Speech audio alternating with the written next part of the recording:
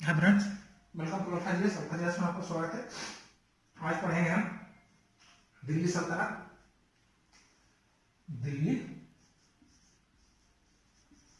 सल्तनत, दिल्ली सल्तनत, ठीक है। ये जो है परसा हर वर्ष जो है प्रत्येक वर्ष हिस्ट्री से, भारतीय इतिहास से सिविल सर्विसेज में जो है 5 से 6 क्वेश्चन हमेशा दिया रहता है। 5 से आपको टोटल अगर 2019 की बात किया जाए तो इसमें 13 से 14 क्वेश्चन था भारतीय इतिहास का। तो भारतीय इतिहास का 13 से 14 क्वेश्चन था। तो हम जो है भारतीय इतिहास को थोड़ा सा ध्यान देंगे और 2021 का जो है सीएससी के लिए प्रिपेयर होंगे। हमारे सीएससी जो है ऐसी कंपटीशन है भारत में सबसे टफ माना जाता है और इसके लिए हम प्रिपेयर्ड होंगे 2021 के लिए। इतिहास एक बार पढ़ाने के बाद, हिस्ट्री का जो है पढ़ने के बाद आपको कोई भी ऐसा क्वेश्चन नहीं होगा जो आपसे छूटेगा। तो जो है अब हम शुरू करते हैं, ठीक है। दिल्ली सल्तनत में जाने से पहले, दिल्ली सल्तनत में जाने से पहले हमें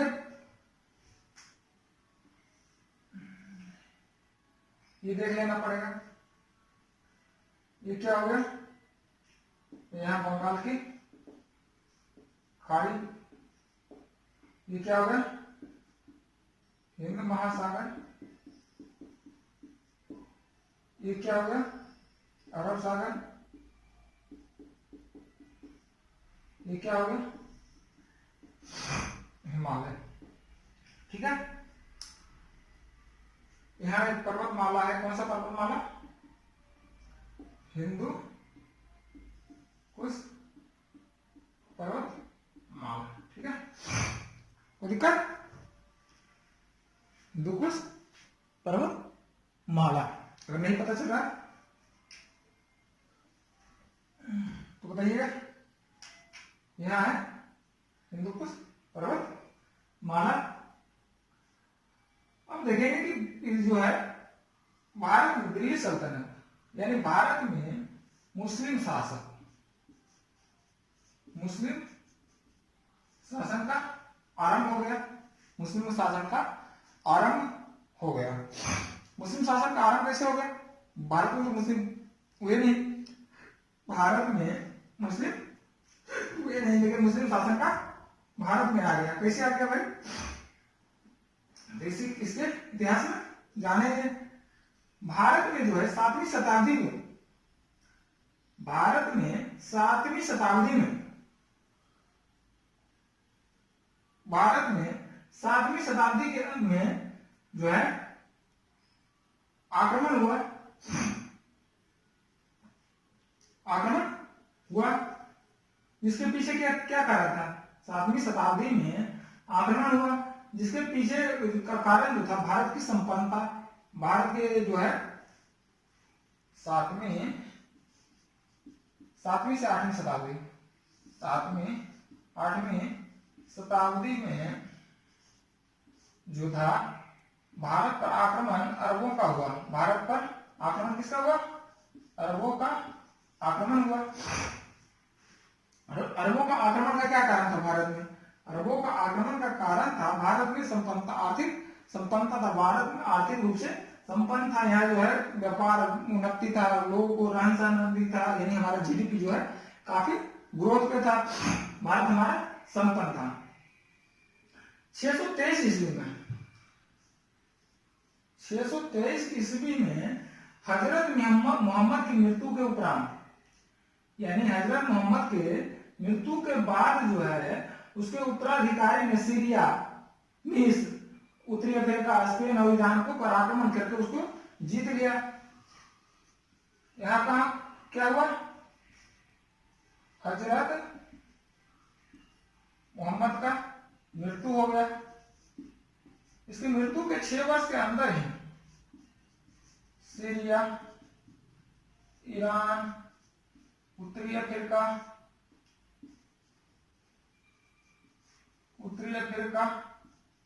स्पेन आदि जो है स्थान को जीत लिया इसके अनुयायी।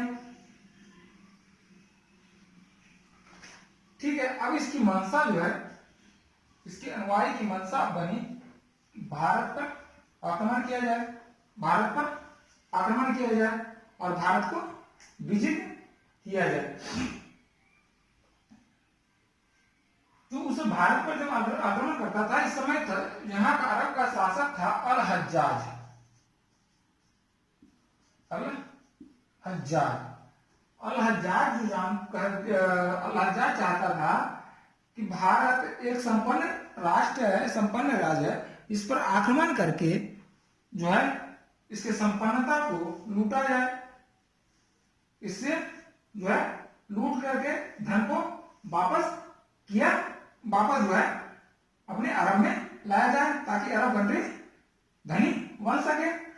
अल हज्जाज के भतीजा 712 में 8वीं शताब्दी में अल हज्जाज के भतीजा, अल हज्जाज का भतीजा और दामाद भी था। मुस्लिम में जानते हैं आपस में ही शादी होता है। अल हज्जाज का भतीजा और दामाद जो है भारत पर आक्रमण किया। क्या नाम था उसका? उसका नाम था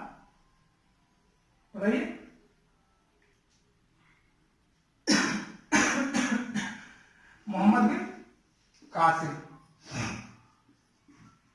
मोहम्मद बिन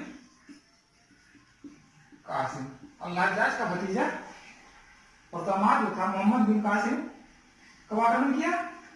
712 में आक्रमण किया। इसने कुल 17 वर्ष की अवस्था में 17 वर्ष की अवस्था था। देवल सबसे पहले कौन जीता? देवल जो एक बंदरगाह था, बंदरगाह वाला राजस्थान, नेहरू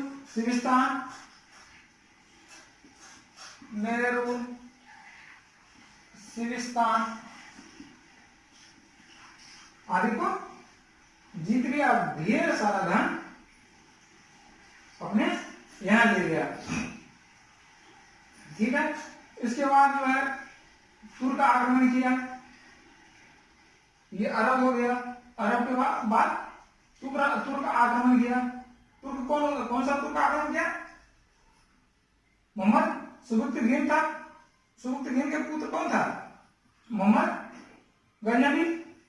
ठीक है, गजनवी। उसके बाद कौन किया? कासिम के बाद गजनवी, और गजनवी के बाद मोहम्मद गोरी ने आक्रमण किया। सीधा आते हैं दिल्ली सल्तनत को। ठीक है,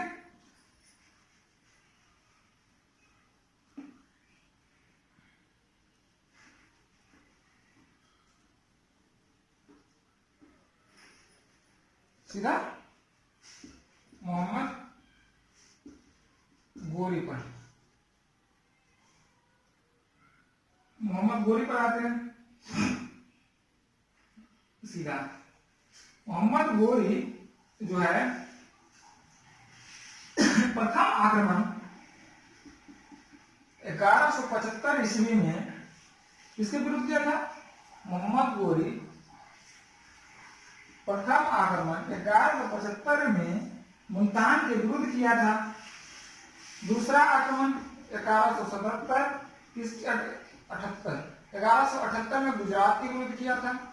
ध्यान रखिएगा, जितना भी है सब क्या है? तटवर्ती है, सब तटवर्ती राज्य है, सब तट के निकट वाला राज्य है।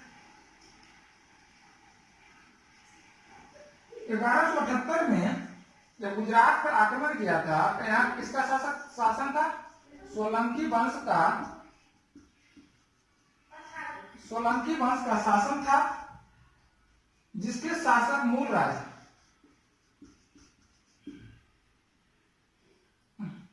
भीम द्वितीय था। भीम द्वितीय ने गौरी को परास्त किया था। जो गौरी का संभवतः जो है गौरी को परास्त किया। गौरी का प्रथम पराजय यही था भीम द्वितीय से। इसके विरुद्ध जो था गुजरात में गौरी हार गया। गौरी हार नहीं माना। 1191 में पृथ्वी राज चौहान 1191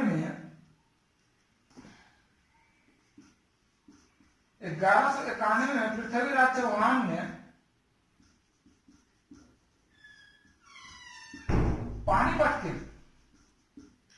पानीपत के मैदान में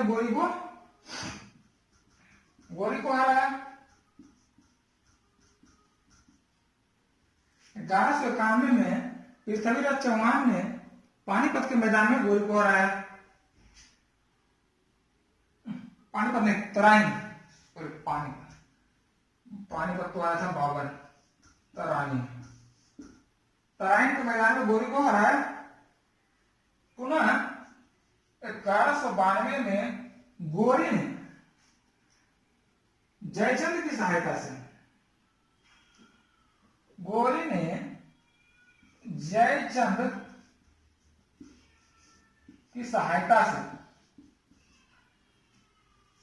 चौहान को हरा दिया। चौहान को हराया, कैसे? इसकी हत्या कर दी। ठीक है, गौरी ने चौहान की हत्या कर दी। उसके बाद 1194 में यहां जयचंद किसको साथ दिया था? गौरी की सहायता किया था। बट 1194 में अपनी महत्वाकांक्षाओं को पूरा न होने के कारण जयचंद और गौरी के बीच में भी लड़ा गया। जयचंद और गौरी के मध्य कौन सा लड़ाया गया? ये हो गया तराइन का द्वितीय, तराइन सेकंड। ये हो गया चंदावर का 1194 में गौरी और जयचंद के बीच। इसमें विजेता बना गौरी, जयचंद को हरा दिया। उसके बाद जो है 1194 के बाद गौरी अपना वापस जो है जाने लगा, वापस अपने देश जाने लगा। तो जीते हुए प्रदेश को क्या करता? तो जीते हुए प्रदेश को गौरी ने अपने एक गुलाम को जिसका नाम था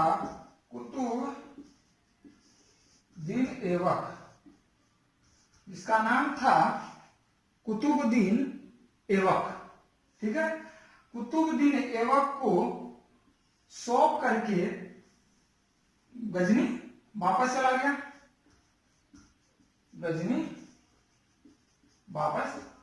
गया। ठीक है,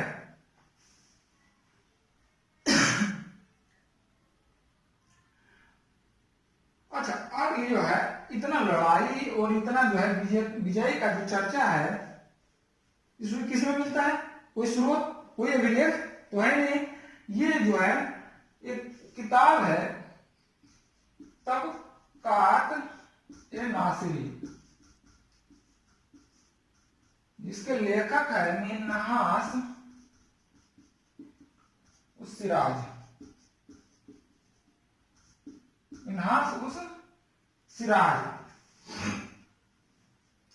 तबकात-ए-नासिरी, मिन्हास-उस-सिराज जो है गौरी के साथ आए थे और उन्होंने अपने किताब तबकात-ए-नासिरी में इसकी चर्चा की।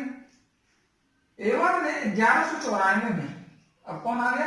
ऐबक। गजनी ये वापस चला गया, गौरी गजनी वापस चला गया, ऐबक आ गया उसका गुलाम। तो 1194 में ऐबक ने अजमेर को जीता।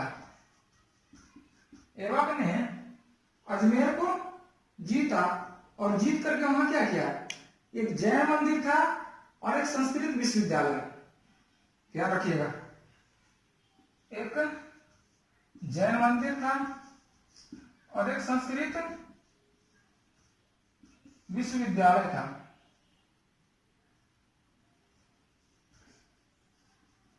एक संस्कृत विश्वविद्यालय था जिस पर उसको तोड़ करके उसके ध्वंसा से उसके ध्वस्त पर, उसके अवशेष पर यहाँ कुतुब उल इस्लाम मस्जिद, कुतुब उल इस्लाम मस्जिद, और यहां बनाया 2.5 दिन का झोपड़ा, याद रखना। जैन मंदिर को तोड़ा तो कुतुब उल इस्लाम मस्जिद बनाया, और क्या बोलता है संस्कृत विश्वविद्यालय को तोड़ा तो 2.5 दिन का झोपड़ा बनाया। 1203 में कालिंजर को जीता। कालिंजर जो है उस समय, किस समय, 13वीं शताब्दी में, 12वीं-13वीं शताब्दी में महत्वपूर्ण और जो है अवैध किला माना जाता था, महत्वपूर्ण और अवैध किला माना जाता था। 1203 में उसे जीत लिया। 1205 में बंगाल और बिहार को जीता। 1205 में बंगाल और बिहार को जीता। इस समय जो है बिहार में 2 विश्वविद्यालय था, एक का नाम विक्रमशिला, दूसरा का नाम नालंदा विश्वविद्यालय। ये दोनों विश्वविद्यालय काफी उन्नति पर था, उन्नति की स्थिति पर था। ये दोनों पर अधिकार करके जो है पूरे बिहार को अपने कब्जे में ले लिया। गोरी जो वापस गजनी चला गया था, 1205 में पुनः आगमन हुआ उसका। 1205 में पुनः आगमन हुआ और इस पुनः आगमन का गोरी वापस आ गया भारत। और इसका जो लड़ाई हुआ खोखरों के साथ, खोखर एक प्रजाति था जिसके साथ हुआ, जो उसका विरोध कर, खोखर एक जंगली प्रजाति था होता है, उसी के विरुद्ध इसका हुआ। वो खोखरों को प्रजाति करो या खोखरों को पराजित करके, हरा कर इसको कत्लेआम किया। कत्लेआम किया मतलब दिन रात पूरा कत्ल किया, बच्चे बूढ़े और सबको कत्ल किया। ये वापस इसलिए आया था क्योंकि खोखर जो है इसके अंदर में नहीं आया था, इस पर खोखरों पर इसका कब्जा नहीं हो पाया था। इसे पुनः कब्जा करने के लिए गौरी वापस भारत 1205 में आया और यह जो है खोखरों को हरा करके उसको कत्लेआम किया। उसके बाद उसको विजय प्राप्त करके वापस गजनी चला गया। वापस जाने में 13 मार्च 1206 को रास्ते में, गजनी जब वापस जा रहा था तो रास्ते में गोरी की हत्या कर दी गई और उसके शव को ले जा करके गजनी में दफना दिया गया। ठीक है, ये हो गया भारत में एक मजबूत, एक लंबे समय तक चलने वाला सल्तनत का जो है नींव अब पढ़ने जा रहा है। यानी भारत में दिल्ली सल्तनत का जो है नींव पढ़ने जा रहा है। अब जो है 1206 में, अभी सल्तनत भारत में कोई ऐसा शासक नहीं आया था मिडिएवल भारत में, मिडिएवल इंडिया में, कि मध्यकालीन भारत में या मध्यकालीन इतिहास में कि भारत को जो है एक सूत्र में बांध सके। अब दिल्ली सल्तनत जो है आया है जो लंबे समय तक चला। 1206 1206 में जो है ऐबक कुतुबुद्दीन ऐबक जो है गुलाम वंश की स्थापना की। गुलाम वंश की स्थापना की। ये किसका गुलाम था ऐबक? गौरी का गुलाम था। ठीक है। इसमें जो है दिल्ली सल्तनत में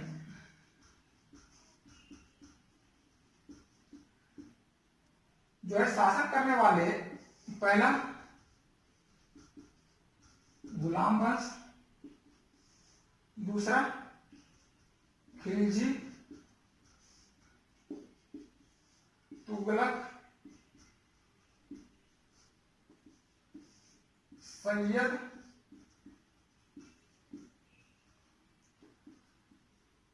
पांचवा लोधी। इसके बाद जो है मुगल आ गया। इसके बाद मुगल आ गया था। अब ये जो पांच है 1206 से लेकर के 1526 तक 1526 तक लगभग 320 वर्षों तक जो है दिल्ली में शासन किया। सबसे लंबा शासन जो रहा वह तुगलक वंश का रहा। राइट। तो सबसे पहले हम पढ़ेंगे गुलाम वंश। इसको जो है मामलुक, कहीं कहीं मामलुक वंश भी जाना जाता है। ठीक है। ये जो मामलुक वंश कहा गया, ये जब बलवान आ गया था गुलाम वंश में, तब मामलुक वंश का सामने थे। लेकिन कभी कहीं कहीं जो है मामलुक वंश भी कहा जाता है दिल्ली सल्तनत में। ठीक है।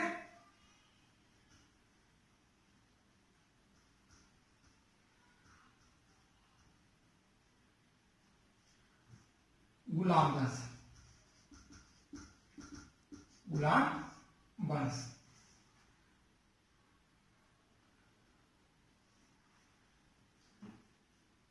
गुलाम वंश का जो था 1206 से 1290, कितने साल?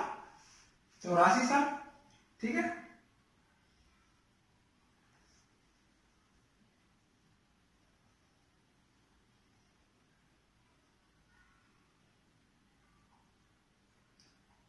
दिक्कत? शुरू करते हैं। 1206 से 1290 में जो वंश दिल्ली सल्तनत पर का आरंभ किया, किसका आरंभ किया? दिल्ली सल्तनत का जो आरंभ किया वह गुलाम वंश या मामलुक वंश के नाम से जाना गया। मामलुक वंश के नाम से जाना गया। कुतुबुद्दीन, इस वंश में जो था कुतुबुद्दीन ऐबक, बलबन, इल्तुतमिश आदि जो है शासक की जो काफी महत्वपूर्ण। इस वंश में एक महिला सुल्तान भी आई जिसका नाम था रजिया सुल्तान, जो इतिहास की दृष्टि में काफी महत्वपूर्ण है। ठीक है। शुरू करते हैं। गुलाम वंश का प्रथम शासक कुतुबुद्दीन ऐबक। गुलाम वंश का प्रथम शासक कुतुबुद्दीन ऐबक। कुतुबुद्दीन ऐबक किसका गुलाम था? गौरी का गुलाम था। यह जो है गौरी की सारे लड़ाइयों में, गौरी के सारे लड़ाइयों में गौरी को साथ दिया और वो जो है विजयी, गौरी को विजयी किया। और गौरी को लगभग सभी लड़ाइयों में, जो भारत के साथ लड़ाई हुआ उसमें सभी लड़ाइयों में इसको साथ दिया।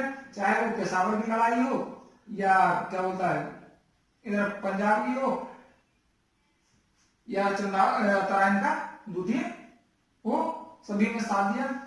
ऐबक का अर्थ होता है चंद्रमा। ऐबक का अर्थ होता है चंद्रमा। एक चीज देखेंगे, ऐबक का अर्थ होता है चंद्रमा। कुतुबुद्दीन ऐबक का जन्म जो हुआ था तुर्किश तुर्किस्तान में हुआ था। एवं कजन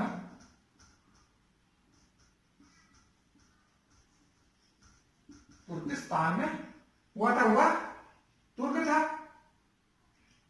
बचपन में ही अपने जो है बाप से बिछुड़ गया था, इसे बिछुड़ गया था और इसे व्यापारी द्वारा निशापुर बाजार में लाया गया, जहां काजी जो है अजीज फूफी, वहां का काजी अजीज फूफी इसको खरीद लिया।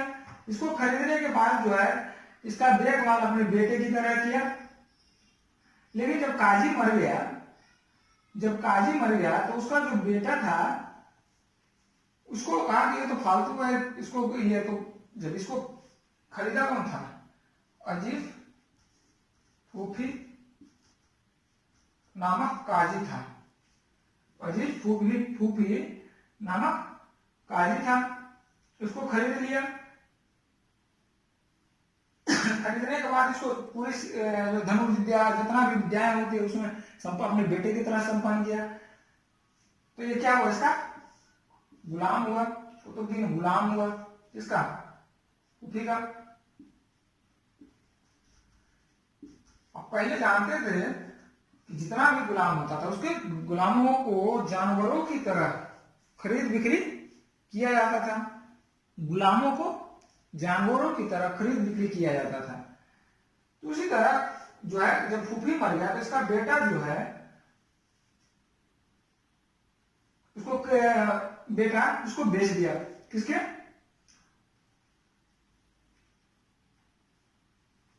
तो अजीज फूफी को बेटा इसको बेच दिया। बेचने के बाद जो है वह उसे एक व्यापारी द्वारा गोली खरीद लिया।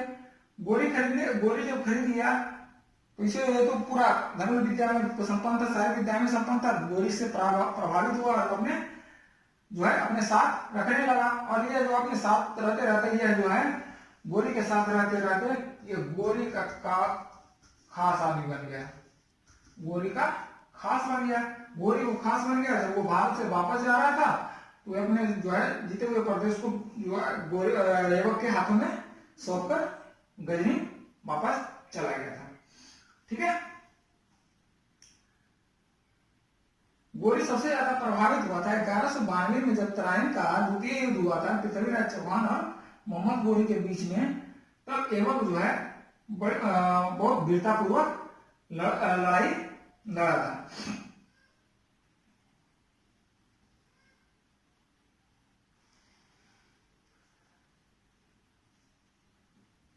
सिंहासन पर जब अघोरी बैठा दूसरा उसका उत्तराधिकारी कौन था? गयासुद्दीन मोहम्मद, तयारुद्दीन एल्दौज, नजरुद्दीन खुवाजा ने उसका विरोध किया। विरोध करने के बाद उसने विरोधियों को शांत किया। उसने क्या बोलता है कुवाचा से विद्रोहियों के साथ रिश्तेदारी के निभाया। नसरुद्दीन कुवाचा से अपनी बहन का शादी किया। इल्तुतमिश से अपनी पुत्री का विवाह किया, जिससे क्या हो विद्रोह शांत हो गया। कालांतर में जो है बाद में यह समय बीतते गया तो गयासुद्दीन जो है गयासुद्दीन ऐबक को अपना सुल्तान मान लिया।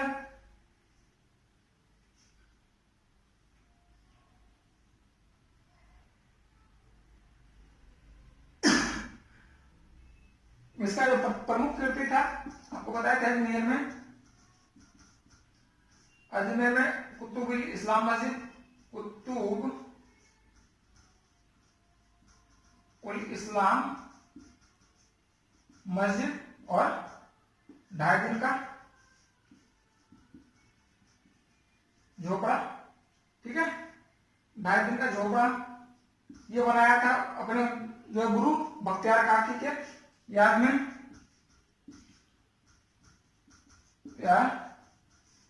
काकी की याद में बनाया था।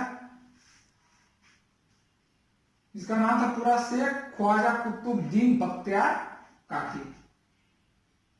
ठीक है। इसका एक और था महत्वपूर्ण, कुतुब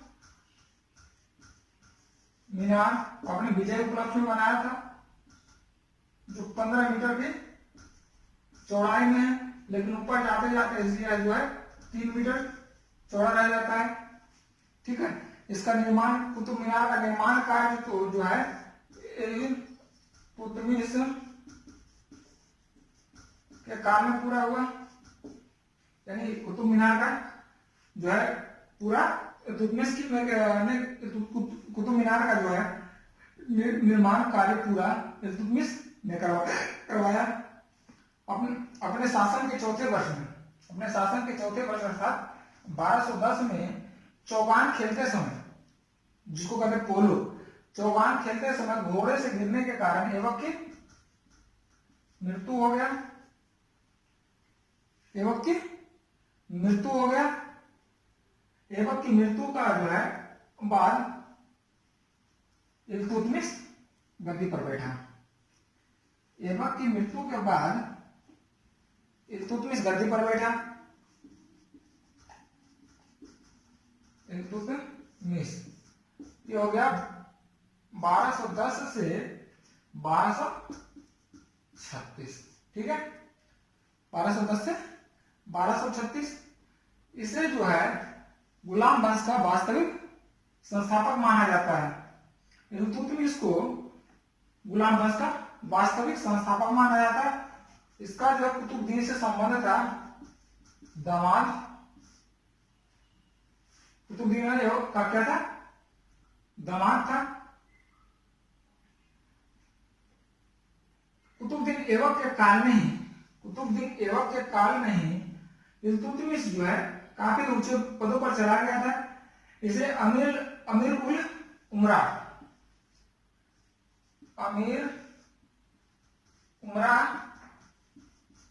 की उपाधि भी प्रदान किया था।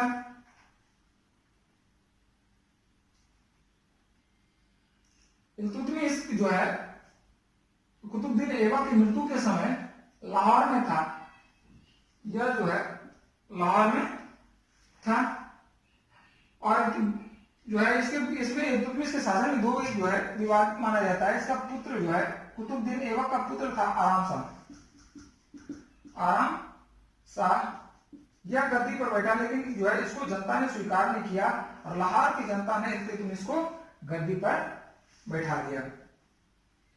ठीक है, इल्तुतमिश जो है अपने शासन को सुधार करने के लिए,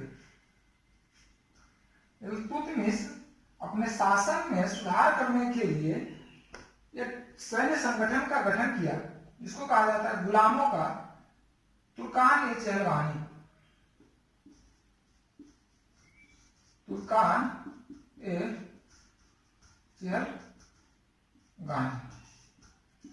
जिसको कहते हैं 40 गुलाम तुर्कों का जो था समूह था। 40 गुलाम तुर्कों का समूह था, यानी गुलाम सरदार था, और इसी से अपना जैसे मंत्रिपरिषद बनाया था। मंत्रिपरिषद जो है आजकल के मंत्रिपरिषद जो होता था, चुने हुए रहते हैं, लेकिन वह जो है 40 तुर्क जो गुलाम था, उस चमचे थे, उसी से अपना जो है मंत्री बनाया। लेकिन जितना भी दिल्ली सल्तनत में राजा सर्वे सर्वा होता था, जितना भी शासन का जो अंतिम निर्णय जो होता था किसी भी चीज का, वो राजा लेता था। लेकिन वो जो है निर्णय को क्या सलाह के लिए जो है ये 40 तुर्कों का एक गुट बनाया, जिसे तुर्कान-ए-चहलगानी कहा जाता है। 1215 से 1217 के बीच में इल्तुतमिश का 2 विद्रोह हुआ। पहला था एलदौज का, दूसरा कुबाचा का। ठीक है, ध्यान रखिएगा। 1215 में एलदौज को तराइन को मैदान में हराया। 1215 में एलदौज को तराइन में हराया और कुबाचा को 1215 में एलदौज को हराया। 1217 में कुबाचा को कहां हराया? लाहौर में। इसे हराया तराइन के मैदान में। ठीक है,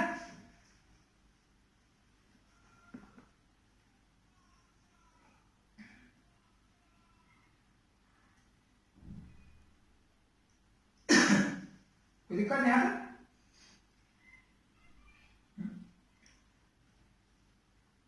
इसी समय जो है मंगोल आक्रमणकारी जो है चंगेज खान भारत पर आक्रमण किया था। इसी समय मंगोल आक्रमणकारी चंगेज का भारत पर आक्रमण किया था, जो एक्चुअली भारत पर आक्रमण नहीं करना चाहता था। वह जो है मंगवर्णी को, इतिहास में नाम है मंगवर्णी, मंगवर्णी को पीछा करते करते भारत आया था। मंगवर्णी इल्तुतमिश से अपना क्या होता है सहायता मांगा, लेकिन इल्तुतमिश सहायता नहीं किया। फलता 1220-21 में मंगवर्णी इसका पीछा करते करते वापस चला गया। 1200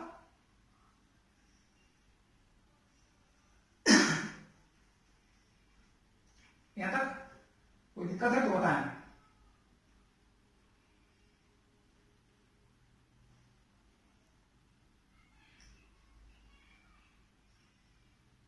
इल्तुतमिश ने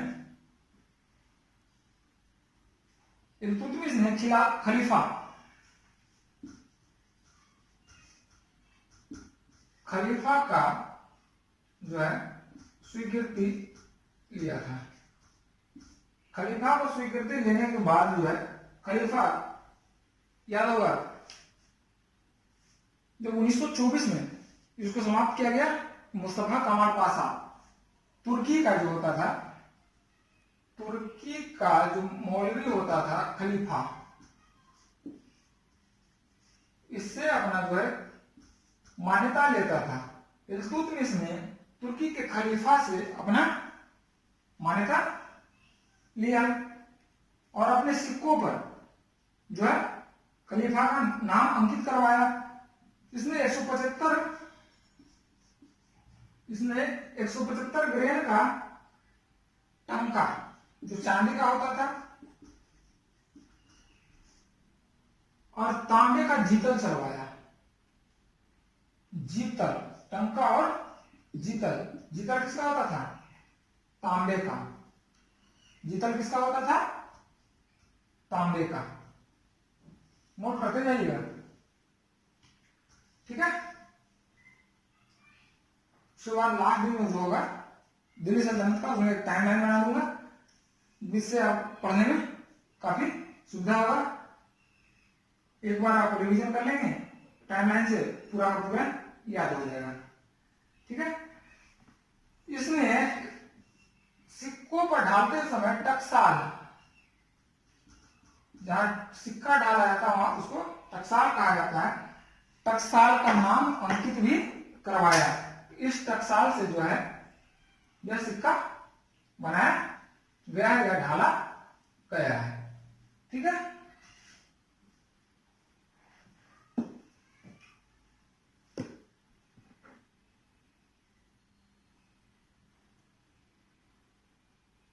उसके बाद जब है इल्तुतमिश की मृत्यु के बाद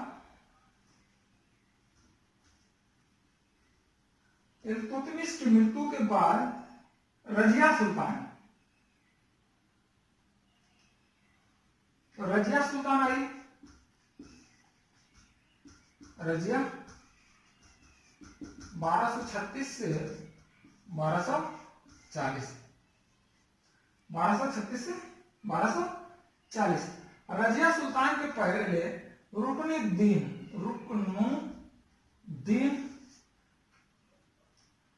इसका जो भाई था वो गद्दी पर बैठा। उसका नाम था, पूरा नाम रुकनुद्दीन फिरोज। ये दिल्ली की गद्दी पर बैठा, लेकिन यह जो था काफी विलासी प्रवृत्ति का था। विलासी प्रवृत्ति के था, इससे जनता क्या हुआ, काफी असंतुष्ट हुई। क्योंकि ये जो था रुकनुद्दीन फिरोज, ये था गुलाम दासी का पुत्र था। गुलाम दासी का पुत्र था, जिसका नाम था शाह तुर्कान, इसकी मां का नाम था शाह तुर्कान। यह विलासी प्रवृत्ति होने के कारण इसका जो संपूर्ण शासन पर किसका था, इसकी मां शाह तुर्कान का शासन चलता था। फलतः जो है जनता त्रस्त हो गया और जो कुछ ही दिनों में जनता में त्राही हो गया। इसके शाह तुर्कान और रुकनुद्दीन फिरोज का जो है अत्याचार चारों तरफ पूरा फूट पड़ा, जिसके फलतः विद्रोह में जो है रजिया लाल वस्त्र पहनकर बाहर आई और न्याय मांगी। फलतः जो है दिल्ली की सल्तनत पर रजिया सुल्तान को लोगों ने गद्दी पर बैठाया। रजिया सुल्तान को गद्दी पर बैठाया। रजिया सुल्तान भारत की प्रथम महिला सुल्तान थी। प्रथम महिला सुल्तान थी, ठीक है। पूरे दिल्ली सल्तनत में यह अकेली सुल्तान थी। मुगल में भी कोई स्त्री राजा नहीं बनी, सल्तनत में भी ये अकेली शासक बनी, जिसका कार्यकाल 1236 से 1240 तक। रजिया सुल्तान को इल्तुतमिश अपने कार्यकाल में उत्तराधिकारी घोषित कर दिया था, बट रुकनुद्दीन जो अत्याचारी है, उसकी मां जो अत्याचारी होने के कारण जो है रजिया सुल्तान को गद्दी पर नहीं बैठने दिया, और इसी के कारण जो है क्या हुआ, रुकनुद्दीन फिरोज गद्दी पर बैठा। वो विलासी प्रवृत्ति होने के कारण जनता पे अत्याचार किया, क्योंकि वास्तव में उसने इसकी मां शाह तुर्कान शासन कर रही थी, फलतः जनता में असंतोष पैदा हुआ। रजिया सुल्तान जो है विद्रोह का फायदा उठाकर रजिया सुल्तान दिल्ली सल्तनत की गद्दी पर बैठ गई, ठीक है।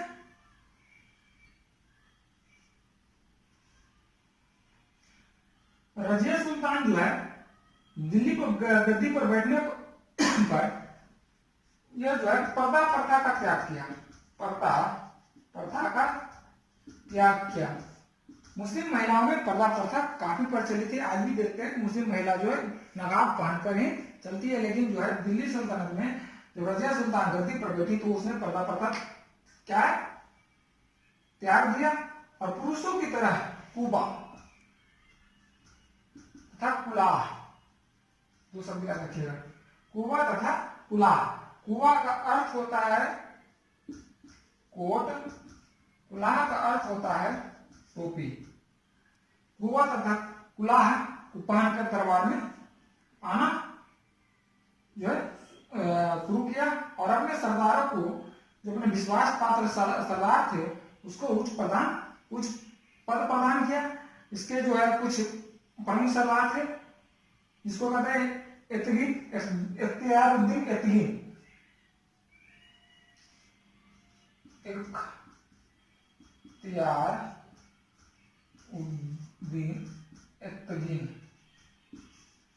को जो है अमीर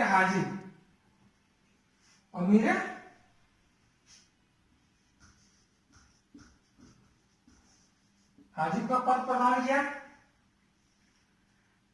याकुत को, जमालुद्दीन याकुत को अमीर आखुर का पद प्राप्त किया। याकुत को जमालुद्दीन पूरा नाम लिख देते हैं। जमालुद्दीन को, याकुत को अमीर आखुर, अस्तबल का मालिक,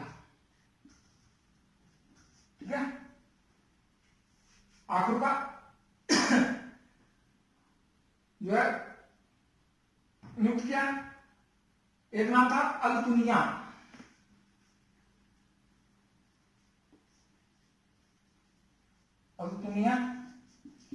जिसे बाद में से शादी लिखी थी रजिया। अल-तुनिया को अक्तादार, तवर हिंद का जो अभी वर्तमान भटिंडा है,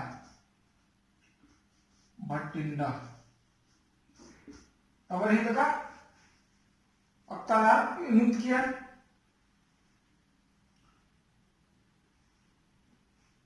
इसके जो है प्रमुख व्यक्ति थे ये। 1200 जो है 40 में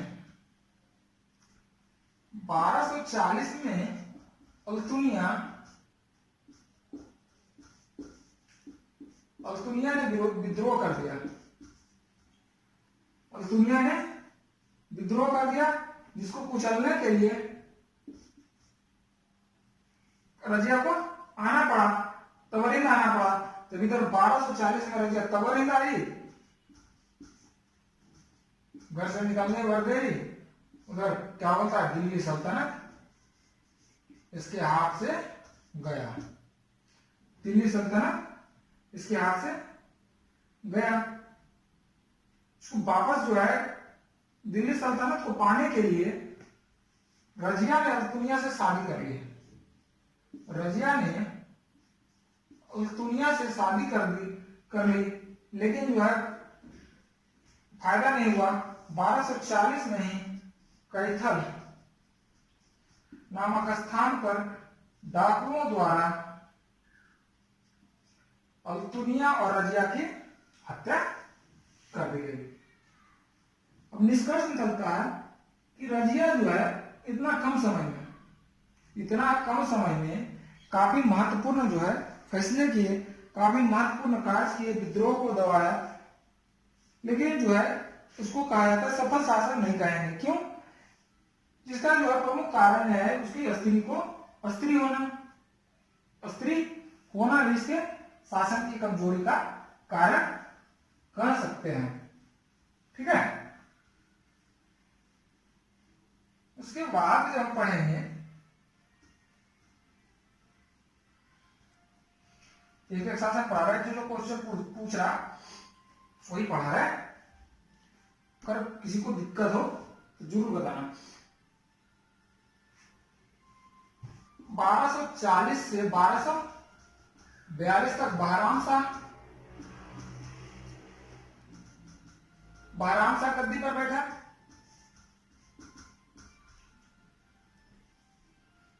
ये जो है वही था जब दिल्ली रजिया जो है तवरहीन गई थी, तो एक षड्यंत्र के द्वारा रजिया को अपदस्थ करके बहराम शाह 1240 में गद्दी पर बैठ गया। जो भी एक षड्यंत्र का ही शिकार हुआ। और जो 1242 में मसूद शाह गद्दी पर बैठा और ये 1246 तक शासन किया। इसका उतना महत्वपूर्ण है नहीं, इसे आगे सीधा निकलते हैं। मसूद शाह के बाद जो है 1246 में बलवन की सहायता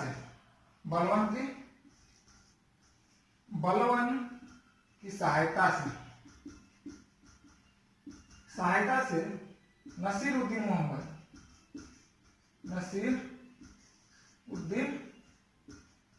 मोहम्मद गद्दी पर बैठा, जो 1246 से 1266 तक शासन किया।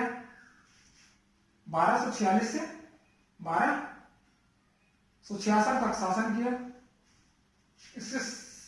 इसके समय संपूर्ण सत्ता का बागडोर बलवन के हाथों में था। इसके समय सत्ता के संपूर्ण वागडोर बलवन के हाथों में था। ये जो नाम मात्र का शासक था, शासन कौन करता था? बलवन करता था। बलवन ने अपनी पुत्री का विवाह नसीरुद्दीन मोहम्मद से कर दिया था। इसे जो है नसीरुद्दीन मोहम्मद ने बलवन को उल्लू कां की उपाधि भी प्रदान किया था। उसके बाद अमीर हाजिब के पद पर चला गया और यहां तक कि वो जो है वकीलदार के पद पर भी चला गया। वकीलदार के पद मतलब राजा के बाद भी उसका नंबर होता है। और जो है वह बलबन इतना तक चला गया कि जो नसीरुद्दीन छत्र का प्रयोग किया जाता था, छत्र जिसको मोहर कहा जाता था, छत्र का जो प्रयोग किया था, छत्र का प्रयोग करने की अनुमति बलबन ने प्राप्त कर ली थी। अर्थात जो है ये नाम मात्र का राजा था और राजा कौन था? बलबन था। ठीक है, यह जो है कहा जाता है, कुछ इतिहासकारों का कहना है, यह कुलाह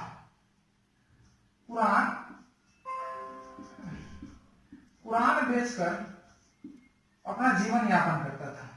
लेकिन जो है नहीं मानने योग्य, अगर कि कोई दिल्ली सल्तनत का राजा अगर कुरान बेचकर अपना जीवन यापन करे तो ये जो है संभव की बात नहीं है।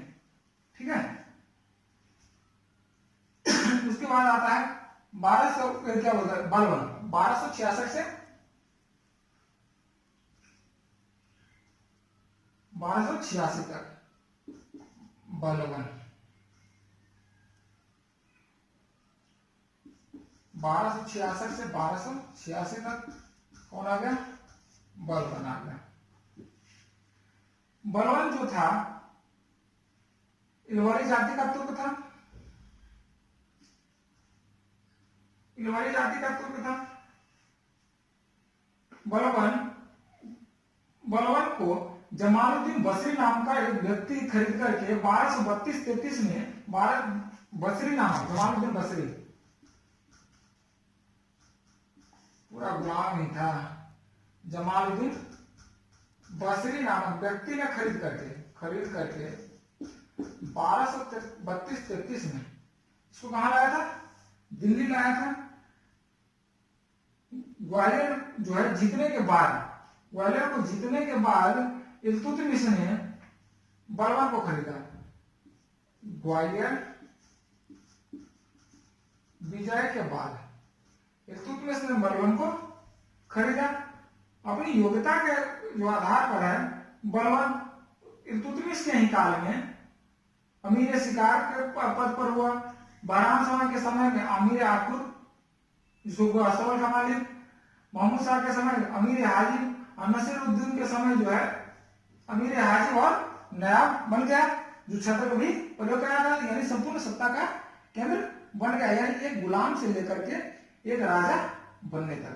जैसे किसका हुआ था? कुतुबुद्दीन ऐबक का। अब ये गुलाम था। इल्तुतमिश जो है इसको तुर्कान चहलगानी में,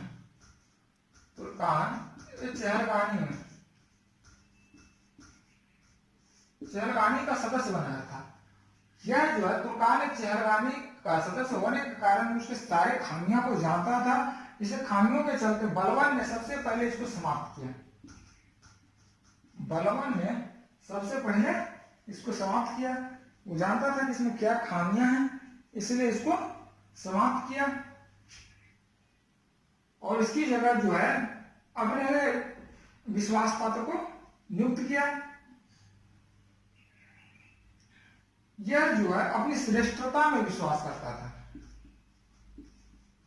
श्रेष्ठता में विश्वास करता था। इसका एक कथन था कि जब भी मैं किसी गरीब को देखता हूं, तो मेरे शरीर के अंदर का एक एक नाड़ी उत्तेजित हो जाता है। इससे यह प्रतीत होता है कि बलबन कितना ही निरंकुश शासक था, यानी पूरा निरंकुश था। यह जो है लौ रक्त की नीति अपनाया। लौ रक्त की नीति आज को कहते हैं टिट फॉर टैट, जैसा को पैसा वाला, यही ऑल इन ऑल वाला का इसको कहते हैं। वह जो है बलबन मानता था कि जब भी जाओ, दरबार में जाओ या किसी के सामने जाओ तो पूरी पोशाक में जाओ।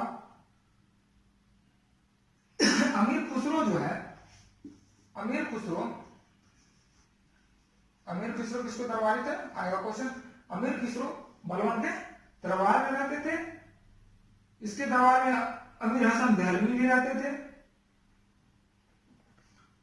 अमीर खुसरो को तुतिया हिंद कहा जाता है, तुतिया ये हिंद भी कहा जाता है। ठीक है। बलबन जो है शरीयत का पक्का समर्थक था। बलबन शरीयत का पक्का समर्थक था। उसके बाद आता है बलबन के बाद 1287 से 1290,